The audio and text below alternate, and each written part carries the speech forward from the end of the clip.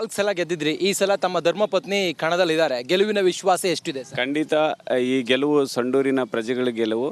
ಖಂಡಿತವಾಗ್ಲೂ ಈ ಒಂದು ಚುನಾವಣೆಯಲ್ಲಿ ಕಾಂಗ್ರೆಸ್ ಗೆಲುವು ಸಾಧಿಸ್ತಾರೆ. ನಮ್ಮ ಧರ್ಮಪತ್ನಿಯವರಿಗೆ ಆಶೀರ್ವಾದ ಆಗುತ್ತೆ. ಏನೇನು ಕೈ ಹಿಡಿಬಹುದು ಅಂತ ಅನ್ಸುತ್ತೆ? ತಾವು ತಂದಂಥ ಯೋಜನೆಗಳು ಅಥವಾ ಗ್ಯಾರಂಟಿ ಯೋಜನೆಗಳು ಅಥವಾ ಈ ಸರ್ಕಾರದ ಒಂದಿಷ್ಟು ಯೋಜನೆಗಳು ಏನು ಸರ್?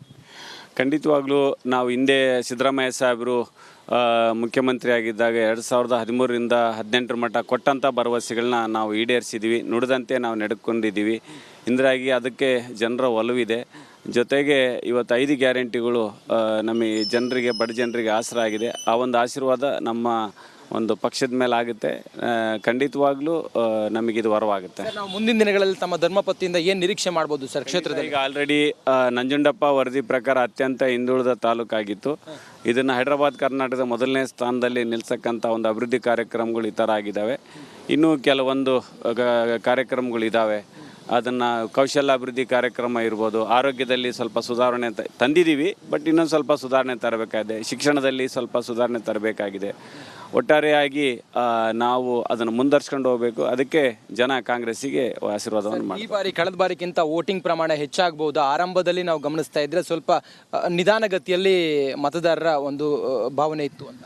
ಏನಿಲ್ಲ, ಖಂಡಿತವಾಗ್ಲೂ ಎಲ್ಲರೂ ಕೂಡ ಭಾಗವಹಿಸ್ತಾರೆ.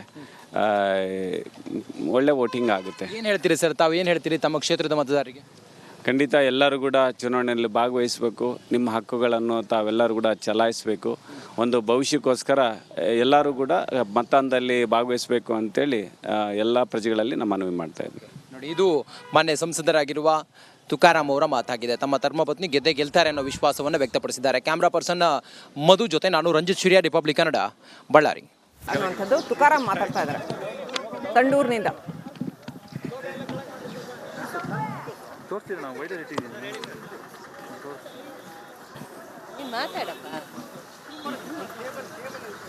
ಗಲಾಟೆ ಮಾಡ್ಕೊಂತಾರ. ಈಗ ಕುಟುಂಬ ಸಮೇತವಾಗಿ ಮತದಾನ ಮಾಡಿದ್ವಿ. ಖುಷಿ ಆಗ್ತಾ ಇದೆ. ಮೊದಲು ನನಗೋಸ್ಕರ ಎಲ್ಲರೂ ಮತದಾನ ಮಾಡ್ತಾಯಿದ್ರು ಕುಟುಂಬ ಸದಸ್ಯರು. ಇವತ್ತು ನಮ್ಮ ಮಿಸಸ್ ಅವರು ತಮಗೋಸ್ಕರ ತಾವು ಅಭ್ಯರ್ಥಿಯಾಗಿ ಇವತ್ತು ಮತ ಚಲಾಯಿಸಿರೋದು ತುಂಬ ಸಂತೋಷ ಆಗ್ತಾ ಇದೆ. ಸಂವಿಧಾನದ ಒಂದು ಆಶಯದಂತೆ ಇವತ್ತು ಎಲ್ಲರೂ ಕೂಡ ಉಪಚುನಾವಣೆಯಲ್ಲಿ ಮತದಾನ ಮಾಡ್ತಾ ಇದ್ದಾರೆ. ಇದು ನಮ್ಮ ಒಂದು 6ನೇ ಚುನಾವಣೆ. ನಾನು 4 ಬಾರಿ ಗೆದ್ದಿದ್ದೆ. ಎಂಪಿನೂ ಸಂಸದನಾಗಿ ಆಯ್ಕೆ ಆದೆ. ಆಯ್ಕೆ ಆದೆ. ಈಗ ನಮ್ಮ ಧರ್ಮಪತ್ನಿಯವರು ಅಭ್ಯರ್ಥಿಯಾಗಿ ನಿಂತಿರೋದು ತುಂಬ ಖುಷಿ ಆಗ್ತಾಯಿದೆ. ಎಲ್ಲರಲ್ಲೂ ಕೂಡ ನಾವು ಮನವಿ ಮಾಡಿದ್ವಿ, ಸಂವಿಧಾನದ ವ್ಯವಸ್ಥೆಯಲ್ಲಿ ಯಾರು ಕೂಡ ಮತದಾನದಿಂದ ದೂರ ಉಳಿಬಾರ್ದು, ಎಲ್ಲರೂ ಕೂಡ ಮತದಾನ ಮಾಡಬೇಕು ಅಂತೇಳಿ ತಮ್ಮ ಮೂಲಕ ಇಡೀ ಸಂಡೂರು ಕ್ಷೇತ್ರದ ಎಲ್ಲ ಪ್ರಜೆಗಳಲ್ಲಿ ಕೂಡ ನಾನು ಮನವಿಯನ್ನು ಮಾಡ್ತೀನಿ. ನಮ್ಮ ಪಕ್ಷ ಯಾವಾಗಲೂ ಕೂಡ ಸಂವಿಧಾನ, ಪ್ರಜಾಪ್ರಭುತ್ವದ ಒಂದು ದೂರದೃಷ್ಟಿನಲ್ಲಿ ಒಂದು ಆಶಯದಂತೆ ಇವತ್ತು ನಡೀತಾ ಇದೆ. ಇಡೀ 3 ಚುನಾವಣೆಯಲ್ಲಿ ಕೂಡ ನಮಗೆ ಒಂದು ಭರವಸೆ ಇದೆ.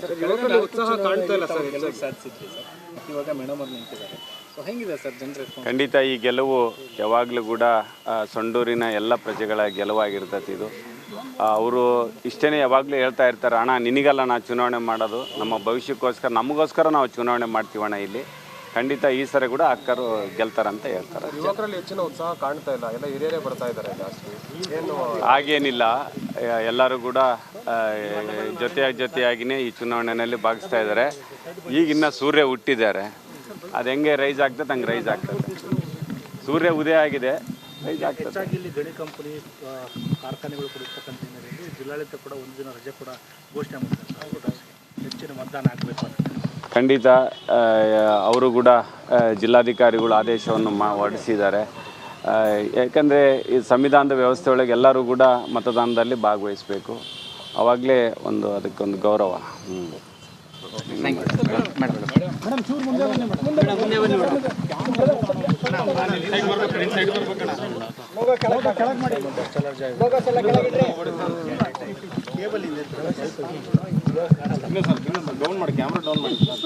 ಬಾ ಮಗ. ಓಟ್ ಹಾಕಿದ್ರಿ, ಬಂದು ಮತಗಟ್ಟೆಗೆ ಬಂದು ನಾವು ಅಭ್ಯರ್ಥಿ ಆಗಿದ್ರಿ. ನಾನು ಮೊದಲೇ ಬಾರಿ ಅಭ್ಯರ್ಥಿಯಾಗಿ ಇಲ್ಲಿ ಮತ ಚಲಾವಣೆ ಮಾಡಿದ್ದೇನೆ. ಎಲ್ಲ ಕಡೆಗೂ ನಮಗೆ ಉತ್ತಮವಾದ ಸ್ಪಂದನೆ ಸಿಕ್ಕಿತ್ತು ಜನರ ಎಲ್ಲ ಕಡೆಯಿಂದನೂ ಕೂಡ. ಇವತ್ತು ಬೆಳಗ್ಗೆನೇ ನಾವು ಬಂದು ಇಡೀ ನಮ್ಮ ಕುಟುಂಬ ಸಮೇತರಾಗಿ ಇವತ್ತು ಮತವನ್ನು ಚಲಾಯಿಸಿದ್ದೇವೆ. ಮೇಡಮ್, ಈಗ ಇದುವರೆಗೂ ಸಹಿತ ತಾವು ಸರ್ ಪರವಾಗಿ ಪ್ರಚಾರ ಮಾಡ್ತಿದ್ರು, ಓಟ್ ಹಾಕ್ತಿದ್ರು, ಬಟ್ ಇವಾಗ ತಾವೇ ಅಖಾಡದಲ್ಲಿದ್ದೀರಿ. ನಿಜ, ಇಷ್ಟು ದಿನ ನಾನು ನಮ್ಮ ಮನೆಯವ್ರ ಬಗ್ಗೆ ಚುನಾವಣಾ ಮತ ಪ್ರಚಾರ ಮಾಡ್ತಕ್ಕಂಥದ್ದು. ಈ ಸಲ ಸ್ವತಃ ಅಭ್ಯರ್ಥಿಯಾಗಿ ನಾನು ಜನರನ್ನು ಎದುರಿಸ್ತಕ್ಕಂಥದ್ದು, ಹಾಗೆ ಸಮಸ್ಯೆಗಳನ್ನ ತಿಳ್ಕೊತಕ್ಕಂಥದ್ದು ಇದು ಒಂದು ವಿಶಿಷ್ಟವಾದ ಅನುಭವ ನನಗೆ. ಹಾಗೆಯೇ ಮುಂದಿನ ದಿನಗಳಲ್ಲಿ ನಾವೇನು ಯೋಜನೆಗಳನ್ನು ರೂಪಿಸಬೇಕು ತಾಲೂಕಿನ ಒಂದು ಅಭಿವೃದ್ಧಿಗೆ ಅಂತಕ್ಕಂಥದ್ದು ಇವತ್ತು ನನಗೆ ಮನವರಿಕೆ ಆಗಿದೆ. ಅದಕ್ಕಿನಲ್ಲಿ ನಾನು ಮುಂದಿನ ದಿನಗಳಲ್ಲಿ ಕೆಲಸ ಮಾಡ್ತೀನಿ. ಖಂಡಿತ ಇದೆ. ನಮಗೆ ಗೆಲ್ತೀವಿ ಅಂತಕ್ಕಂಥ ವಿಶ್ವಾಸ ನಮಗೆ. ನಮ್ಮ ಎಲ್ಲ ಕಾರ್ಯಕರ್ತರು ನಮಗೆ ಆ ವಿಶ್ವಾಸನ ತುಂಬಿದ್ದಾರೆ. ನಮ್ಮ ಮುಖಂಡರು ಎಲ್ಲರೂ ಒಗ್ಗಟ್ಟಾಗಿ ಚುನಾವಣೆಯನ್ನು ನಾವು ಎದುರಿಸ್ತಿದ್ದೇವೆ. ವೋಟರ್ಸ್ಗೆ ಏನು ಹೇಳ್ತಾರೆ? ಪ್ರತಿಯೊಬ್ಬರು ಕೂಡ ಈ ಮತದಾನ ಹಕ್ಕಲ್ಲಿ ಚಲಾವಣೆ ಮಾಡಿ ಮುಕ್ತ ಮತ್ತು ಶಾಂತಿಯುತ ಮತದಾನಕ್ಕೆ ಎಲ್ಲರೂ ಅವಕಾಶ ಮಾಡಿಕೊಡ್ಬೇಕು. ಯಾಕಂದರೆ ಸಂವಿಧಾನಬದ್ಧವಾದಂಥ ಈ ಒಂದು ಚುನಾವಣಾ ಪ್ರಕ್ರಿಯೆಯಲ್ಲಿ ಎಲ್ಲರೂ ತಪ್ಪದೇ ಭಾಗವಹಿಸಬೇಕು. ಹಾಗೆಯೇ ತಮ್ಮ ಹಕ್ಕನ್ನು ತಾವು ಚಲಾಯಿಸಬೇಕು. ಸೂಕ್ತವಾದ ಮತ್ತು ಅಭಿವೃದ್ಧಿಪರವಾದ ಅಭ್ಯರ್ಥಿಗಳಿಗೆ ಆಶೀರ್ವಾದ ಮಾಡಬೇಕಂತ ನಾನು ಕೇಳ್ತೀನಿ. ಒಂದು ಸಕ್ಕರಪ್ಪ ಮಕ್ಕಳ ಸಮೇತ ಇದ್ದೀವಿ.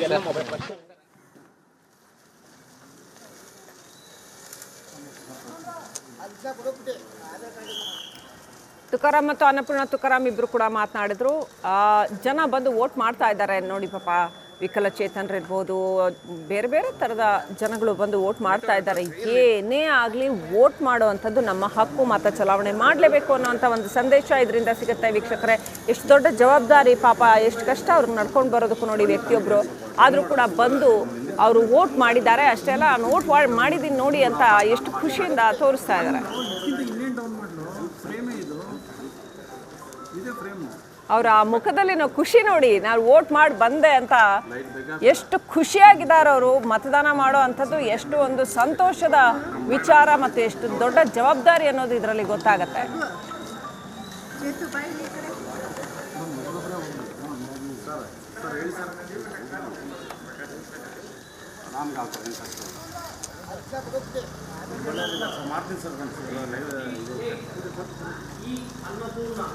ಓಕೆ, ಆ ಪೋಲಿಂಗ್ ಬೂತ್ ಹತ್ರ ವೀಲ್ ಚೇರ್ ವ್ಯವಸ್ಥೆ ಮಾಡಿದ್ದಾರೆ. ಹಾಗಾಗಿ ಅದು ಒಂದಷ್ಟು ಮಟ್ಟಿಗೆ ಅನುಕೂಲ ಆಗುತ್ತೆ. ಪ್ರತಿ ಪೋಲಿಂಗ್ ಬೂತ್ ಹತ್ರನೂ ಕೂಡ ಈ ಥರದ ವ್ಯವಸ್ಥೆಗಳು ಇದ್ದು ಬಿಟ್ಟರೆ ನಮ್ಮ ನಾಗರಿಕರಿಗೆ ಬಂದು ವೋಟ್ ಮಾಡೋದಕ್ಕೆ ಇನ್ನೂ ಬಹಳ ಅನುಕೂಲ ಆಗತ್ತೆ. ಜನ ಬರ್ತಾ ಇದ್ದಾರೆ. ಶಿಗ್ಗಾವಿ ಹಾವೇರಿಯ ದೃಶ್ಯಗಳನ್ನ ನೋಡ್ತಾ ಇದ್ದೀರಿ. ಶಿಗ್ಗಾವಿನಲ್ಲಿ ಯಾವ ರೀತಿ ಮತದಾನ ನಡೀತಾ ಇದೆ ಅಂತ. ಅಲ್ಲೂ ಕೂಡ ವೋಟಿಂಗ್ ವೇಗವನ್ನು ಪಡ್ಕೊಳ್ತಾ ಇದೆ. ಜನ ಬರ್ತಾ ಇದ್ದಾರೆ, ಮತಗಟ್ಟೆಗಳಿಗೆ ಬರ್ತಾ ಇದ್ದಾರೆ. ರೈಟ್ ಟೈಮ್ ಇದು. ಬಿಸಿಲು ಏರೋದ್ರೊಳಗಡೆ ಹೋಗಿ ವೋಟ್ ಮಾಡಿ ಬಂದ್ಬಿಡೋದಿದೆಯಲ್ಲ. ಬನ್ನಿ, ನಮ್ಮ ಹಕ್ಕನ್ನು ಚಲಾಯಿಸೋಣ, ಪ್ರತಿಯೊಬ್ಬರು ಕೂಡ ಮತದಾನ ಮಾಡೋಣ ಅಂತ ಅಲ್ಲಿ ಮತದಾನಕ್ಕೆ ಪ್ರೋತ್ಸಾಹ ಕೊಡುವಂಥ ಬ್ಯಾನರ್ಗಳನ್ನ ಹಾಕಿದ್ದಾರೆ. ವೀಲ್ ಚೇರಲ್ಲಿ ಪಾಪ ಅವರು ವೃದ್ಧರೊಬ್ಬರು ಬಂದು ವೋಟ್ ಮಾಡ್ತಾ ಇರ್ತಕ್ಕಂಥದ್ದು.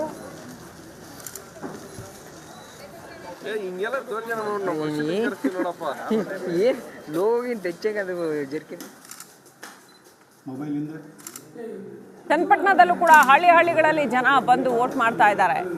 ಕಷ್ಟ ಆದರೂ ಪರವಾಗಿಲ್ಲ, ವೋಟ್ ಮಾಡಲೇಬೇಕು, ನನ್ನ ಅಭಿಪ್ರಾಯವನ್ನು ವ್ಯಕ್ತಪಡಿಸಲೇಬೇಕು, ನನ್ನ ಹಕ್ಕನ್ನು ಚಲಾಯಿಸಲೇಬೇಕು ಅಂತ ಜನ ಬಂದು ವೋಟ್ ಮಾಡ್ತಾ ಇದ್ದಾರೆ.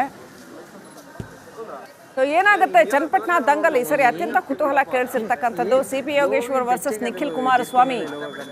ಯಾರು ಗೆಲ್ತಾರೆ ಅನ್ನೋ ಕುತೂಹಲ ರಿಸಲ್ಟ್ ಬಂದಾಗಲೇ ಗೊತ್ತಾಗಬೇಕು ಯಾರು ಗೆಲ್ತಾರೆ ಅನ್ನೋವಂಥದ್ದು. ಆದರೂ ಕೂಡ ಅದು ಹಳೆ ಮೈಸೂರು ಭಾಗದ ರಾಜಕಾರಣಕ್ಕೆ ಒಂದು ಹೊಸ ದಿಕ್ಕನ್ನು ಕೊಡಬಹುದಾದಂಥ ಚುನಾವಣೆ ಇದು ಅಂತ ಹೇಳಬೇಕು.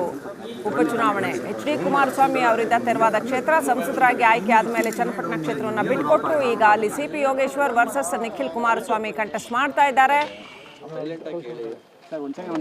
ಯುವಕರು ಬಂದು ವೋಟ್ ಮಾಡ್ತಾ ಇದ್ದಾರೆ. ಬೇರೆ ಬೇರೆ ಥರದ ಜನರು ಬಂದು ವೋಟ್ ಮಾಡ್ತಾ ಇದ್ದಾರೆ.